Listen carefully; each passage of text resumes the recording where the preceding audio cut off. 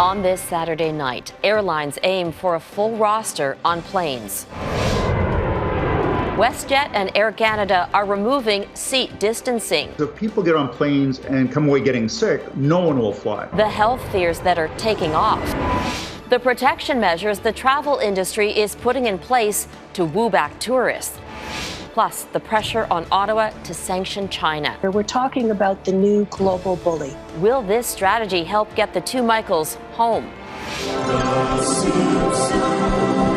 And The Simpsons role reversal. Hello, welcome to the Quickie Man. White actors will no longer play ethnic parts. Global National with Robin Gill. Good evening and thank you for joining us. We've heard over and over again the importance of staying 2 meters apart to slow the spread of COVID-19. But tonight, Canada's two biggest airlines are bucking that advice as they attempt to recover from the devastating losses caused by the pandemic. WestJet and Air Canada will end their onboard seat distancing policies next week to try to fill their planes back up. But as Mike Le Couteur reports, some experts say the move could backfire. That physical distancing passengers have gotten used to in airport terminals will be gone once you get onto the plane. Beginning July 1st, Air Canada and WestJet will no longer block off seats in the cabin. Instead, they're reverting to the recommendation from the International Air Transport Association to end the practice and fill every seat. It's a little too close, like my taste, it's especially strangers. Not maintaining 2 meters of space goes against the advice of Canada's Chief Medical Officer. A spokesperson for Transport Minister Marc Garneau points out there are many layers of protection in air travel, including wearing masks on board and making temperature screening mandatory for all passengers traveling to Canada starting July 30th. Infectious disease experts say we need to proceed with caution. Asymptomatic people do tend to spread the virus probably less than somebody who's, say, coughing or sneezing. Either way, though, whatever we do, it has to be met with ongoing monitoring. In a statement, Air Canada pointed to their Clean Care Plus program as an effective multi-layered way to keep passengers safe, which includes frequent sanitizing of surfaces. Adding, quote, "We intend to continue evaluating new processes and technologies as they become available to further enhance safety." WestJet noted IATA's guidance supports the removal of seat distancing as protections are provided in the cabin, such as HEPA filters and the physical barrier of seat backs. WestJet also underlined how they have enhanced cleaning. The question is, will all that be enough to get people flying again? So that's the number one issue, because if people get on planes and come away getting sick, no one will fly. Carl Moore says not selling the middle seat means airlines aren't making money. And the next few months will be pivotal for the entire industry. And if this cannot be solved, airlines are going to go bankrupt in large numbers without a lot of government support, and they're going to shrink down tremendously, which is going to have a huge impact on the Canadian and world economy. It's all part of a careful balance between keeping COVID-19 in check and helping the economy take off again. Mike Le Couteur, Global News, Ottawa. Many countries depend on tourism dollars. That's why the European Union will be loosening restrictions next week on international travel. Airlines are trying to restore confidence with these specialized cleaning techniques and equipment. Our Europe Bureau Chief Crystal Gomansing is looking at what's being done. And Crystal, experts say economies may not recover if people don't start flying again. Robin, you're absolutely right. All of these things are connected. I'm out here at London City Airport, and it should be busy. We should be watching planes taking off and landing, but people just aren't flying, and they haven't been for months. Across Europe, there has been a slow reopening, and come July, the majority of foreign tourists will be welcomed back. The passenger is going to have more responsibilities. He's going to have to be fit for travel, which in the past wasn't necessarily the case. But that's what's going to help us reduce the risk. The International Air Transport Association has been polling travelers from 11 countries, including Canada, for several months, and people are hesitant. When it comes to the question of returning to travel, the majority of those polled, 55%, say they'll wait at least 6 months before traveling. I had a lot of anxiety around that because I was like, am I making the right choice traveling? Ronnie Solomon just took a flight on the 19th back to Toronto from London.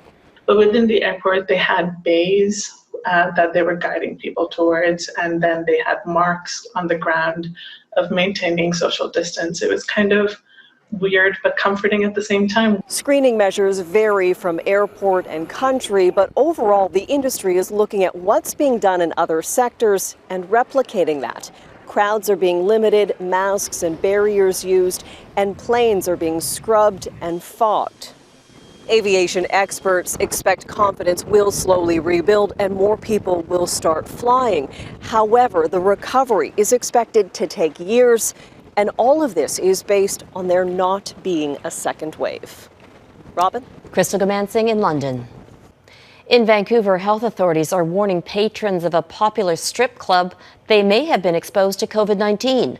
Multiple individuals who tested positive for the virus attended Brandy's Exotic Show Lounge between June 21st and June 25th.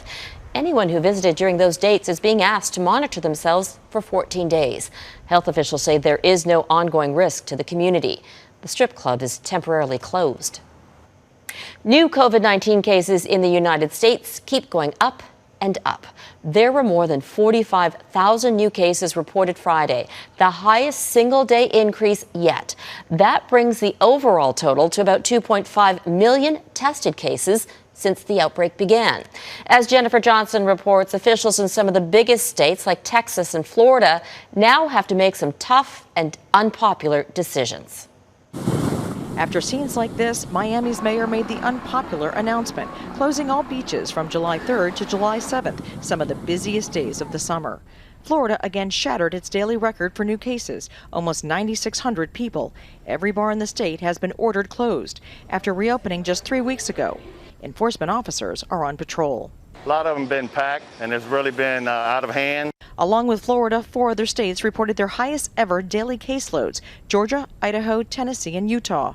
California is facing staggering increases too.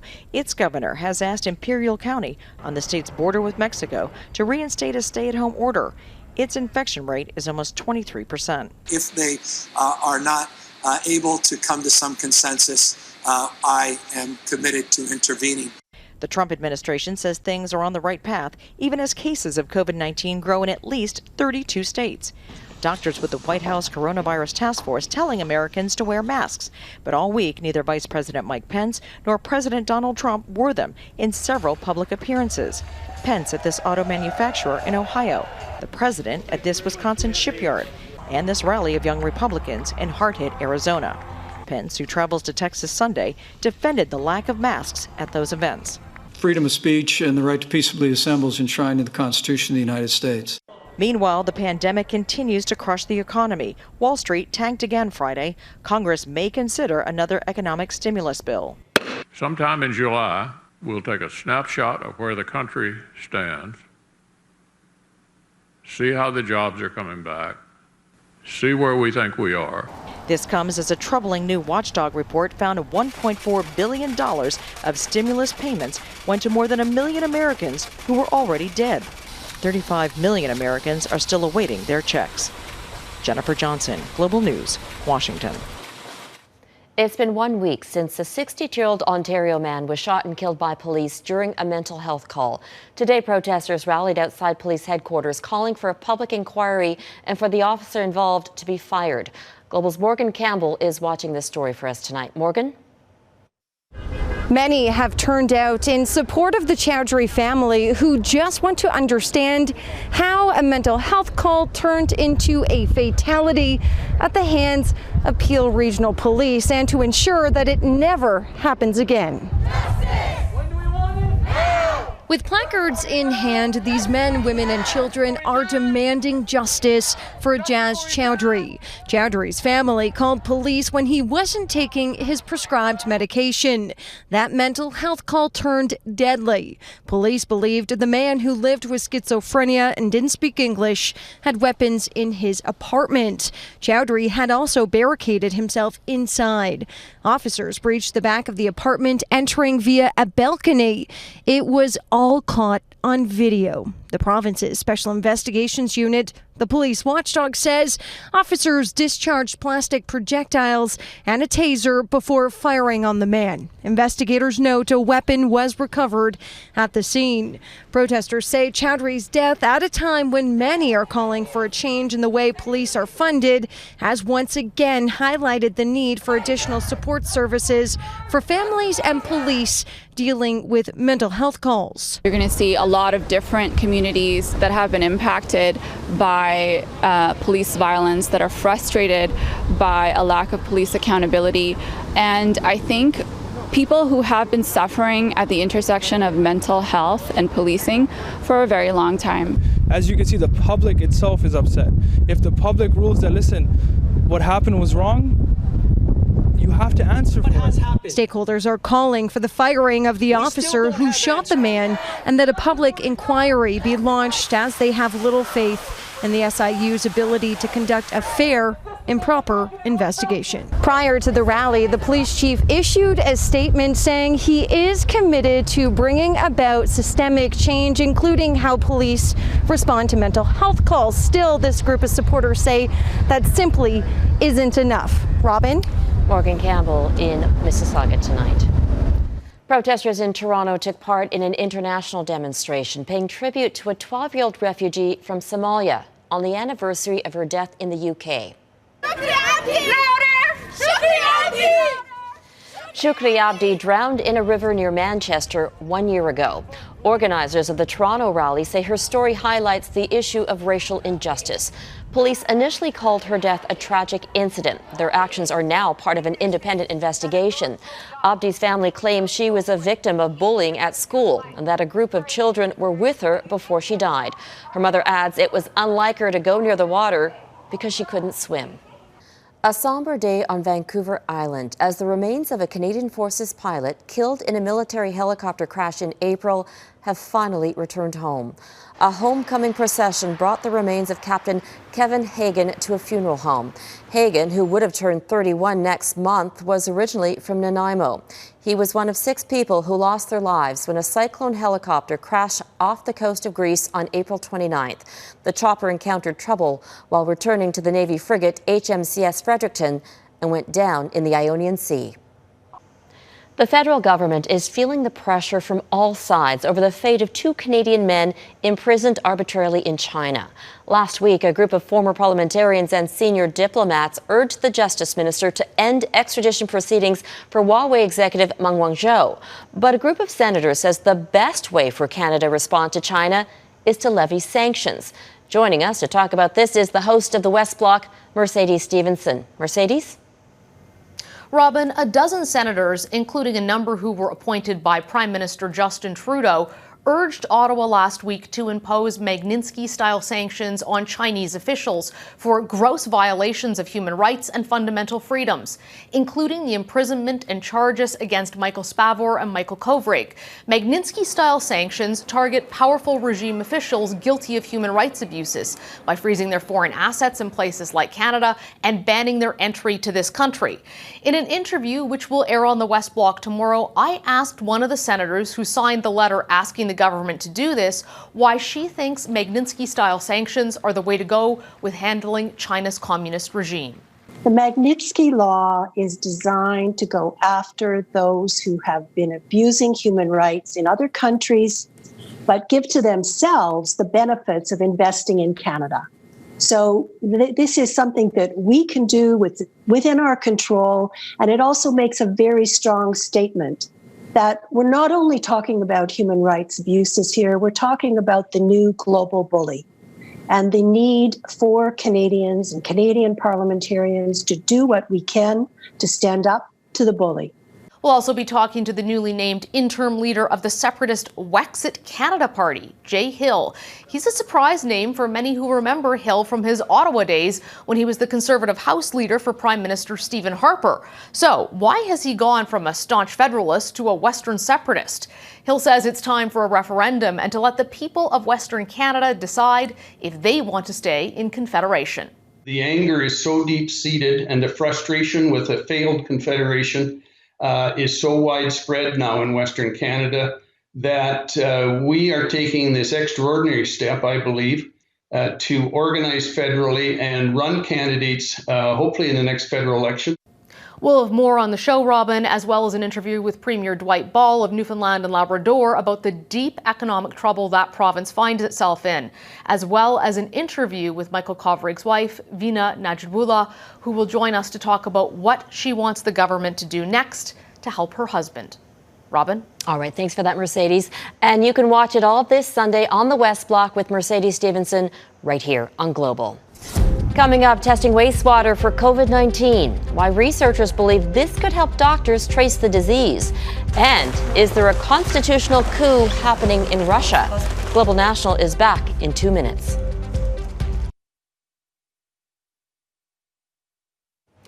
Canadian researchers at the University of Calgary and Ryerson in Toronto have begun an unusual study to understand the path of COVID-19 before there's a second wave. They're testing wastewater. As Mike Drolet reports, it's a dirty job that could establish an early warning system. As COVID-19 spread around the world, the global focus was on finding ways to contain it. But healthcare professionals and scientists were already looking ahead and preparing for the inevitable second wave. I mean, there's never been a pandemic in the history of humankind where there hasn't been a second wave. So I do think this is not over yet. A Canadian-made pandemic predicting software called Blue Dot was able to predict the original spread of COVID-19. Its AI is monitoring the internet for signs of that second wave. And now scientists at Ryerson University in Toronto are set to begin using a far less pleasant but potentially effective early warning system, the city sewer system, where they can detect the virus. Once it's in sewage, it's no longer dangerous to humans, but it does give an indication of how much virus is in the community. And if levels spike, they'll know the second wave is coming. Yes, it would be. If it works, it could give us like a 2 or 3 week window before things get bad. And if we have a 2 or 3 week window, then things won't get bad. Similar programs have been used successfully around the world.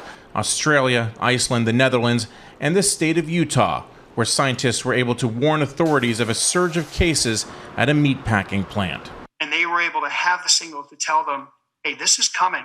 We need to be prepared. We need to begin to understand what might be going on in the county. Same thing's been done in the Netherlands, where 6 days before the first clinical case was identified in the community, the signal was found in wastewater. Similar testing is being done in BC and several small Ontario communities, but not to the scale planned for Toronto. There's just too much sewage to get accurate readings, so they'll focus on key spots in the sewage system, not the main plant. And so essentially what we're doing then is we are analyzing waste from a smaller geographic area, and we can do that in multiple places. So almost like neighborhoods, we can isolate individual neighborhoods. And hopefully the results make up for the fact the job stinks. Mike Drolet, Global News, Toronto. Still ahead, the referendum in Russia, how Vladimir Putin is trying to hang on to power.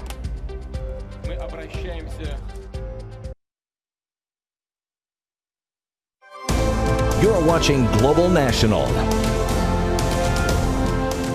This week, Russia pushes ahead with a referendum on key changes to its constitution. That could keep Vladimir Putin in power until 2036.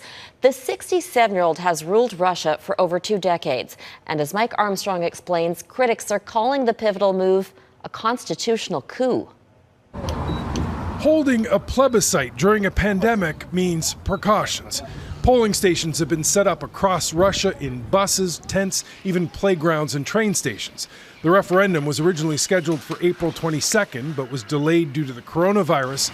In the month since, the situation in Russia has only worsened, but the vote is going ahead anyway. It's been spread out over 7 days and wraps up July 1st. This man says the vote couldn't be put off any longer. The constitutional changes have to be settled. Now, Russians are deciding on a whole series of changes, about 200 amendments, everything from banning gay marriage to increasing minimum wage and pensions. But it's a straight-up yes or no vote on the entire bundle. And included in that bundle is one that would allow Vladimir Putin to run for president again, and again after that. So it's a minor point, but a really important point. The big thing is Putin wants to rule for life, which is the Soviet tradition. Putin has held one of the two big jobs in Russia since 1999. He's gone back and forth between prime minister and president. But under the 1993 Constitution, he can't run for president next time around. The amendment would let him run for 2 more 6-year mandates. Kremlin critic Alexei Navalny calls the referendum a sham and has been urging Russians not to vote. For the amendments to pass, they need 50% support. Voter turnout isn't an issue. They just have to hit that 50% threshold, something observers say likely isn't a problem. I mean, he's going to win, and if he doesn't win, he'll rig it so he wins anyway. That's just how they do things in Russia still.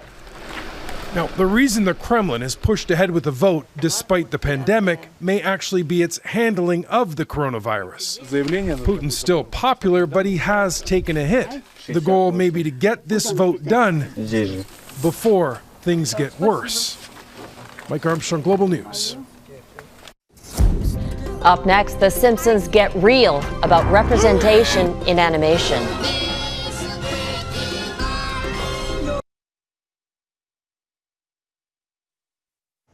The Simpsons is the latest show that's going back to the drawing board with its casting. Hello! Welcome to the Quickie Mart. Hey, Chief, we could arrest every single car thief in Springfield. You know why they got us sitting next to each other. 'Cause we're the 2 funniest guys in our towns? That's what was happening behind the scenes. But moving forward, the show's producers say The Simpsons will no longer have white actors voice non-white characters. There have been growing calls to address systemic racism, casting a new light on media and entertainment. Holy smoke! It's a reckoning, Missy! Jenny Slate, who voices the biracial character of Missy on Netflix's Big Mouth series, revealed her own reckoning this week. She says black characters should be played by black people. Her move was followed by 2 other white actors. Mike Henry is stepping down from his role as Cleveland on the Fox series Family Guy. And Kristen Bell will no longer voice Molly for Apple's animation Central Park. And that is Global National for this Saturday. I'm Robin Gill. We leave you tonight with pride on Parliament Hill. Rainbow flags are paying tribute to LGBTQ2S Canadians. Thank you for watching, and I'll see you back here tomorrow. Have a great night.